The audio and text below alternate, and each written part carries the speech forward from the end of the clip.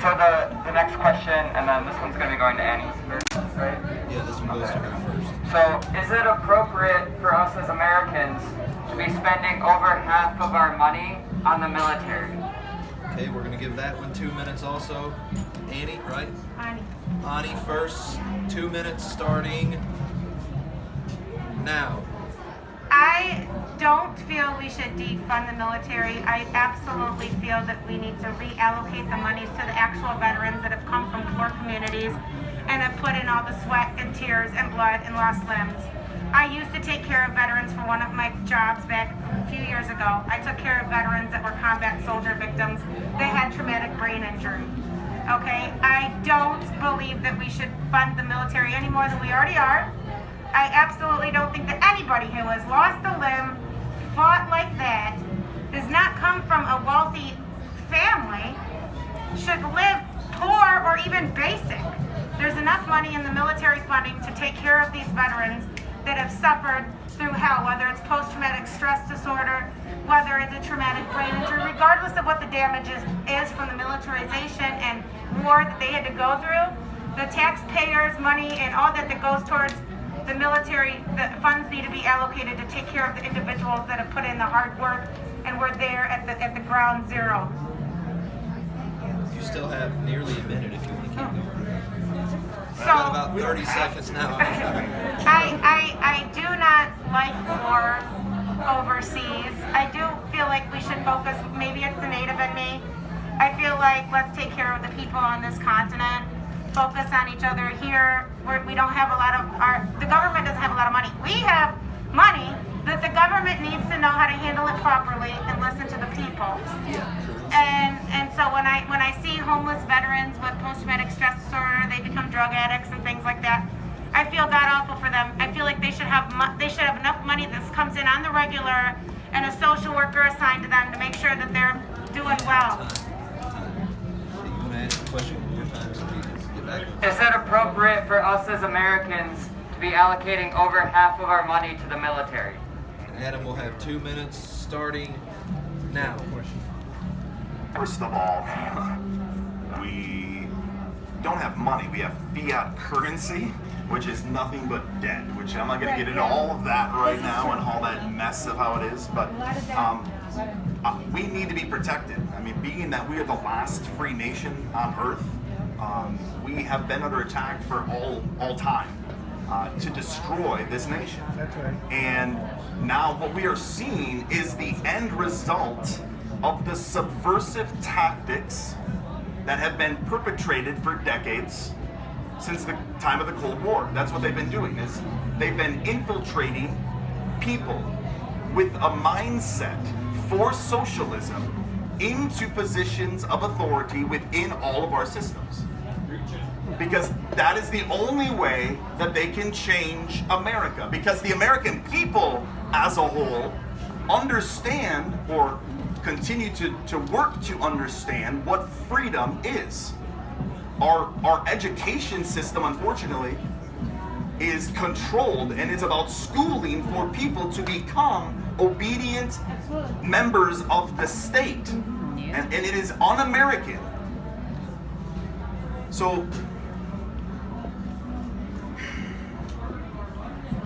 yeah, I don't know. I guess I don't know what else to say. I mean, I don't want to 30 ramble seconds. forever. Okay, can I ask one question? I don't think you answered whether or not it's You have some appropriate time. for the military. It's- You didn't answer whether or not So- you feel It is. I we should mean, spend half. I think we have. That's what I was getting at. Is that yes, we need to spend a huge amount, but I disagree with some of the dark spending that happens when the Pentagon comes out again with billions and trillions of dollars that we don't have a clue where they're at. That needs to be audited, right? And we have homeless I mean, veterans that on was the street. that was announced That's a before problem. 9/11, you guys. I mean, that was what happened the day before, right? And it just happened again recently. Time.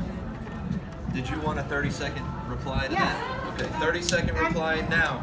I'm not even debating that. I agree. You know, I don't like seeing people have been abused by militarization. Google Indian boarding schools. They just ended in the 70s, and that impacted every Native family in this country with toxic shit, like crazy toxic volumes. I homeschool my son. My 10 oldest seconds. was homeschooled, and she's 16 and she's off to college. So I am now very much, and my son was in school at 4. As soon as I saw the militarization and the control, I was like, I can't do this. Did you want a response to what she said, or I mean, 30-second response? I mean, yeah, we Starting Yes. I think she said public school now. son. 30 No, I did seconds. say let's that. give it up for homeschool love. Yeah! Homeschool families up. That's right.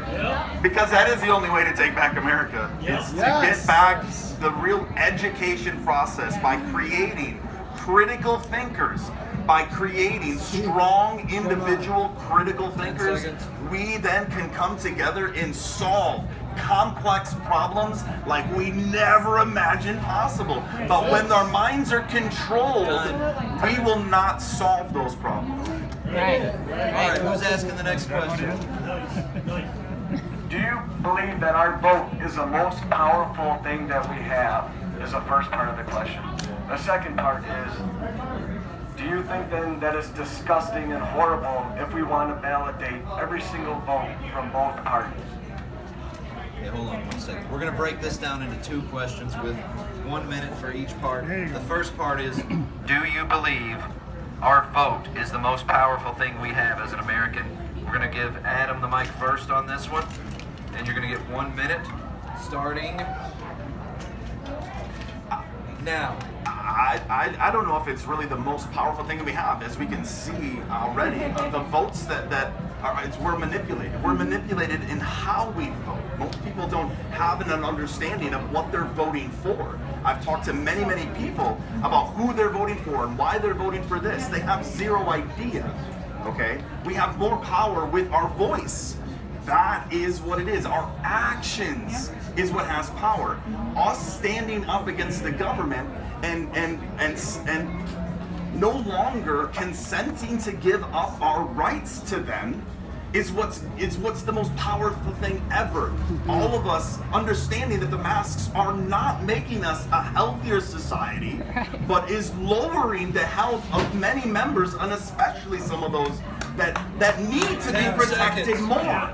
We cannot lower their immune systems and then expect like they're not going to die here in the next few months, guys. The flu, I mean, the graphs that she showed, it's so disgusting. I know. Okay, first part of the question. Is our vote the most powerful thing we have as an American? You'll have 1 minute starting now. No. The answer is no. That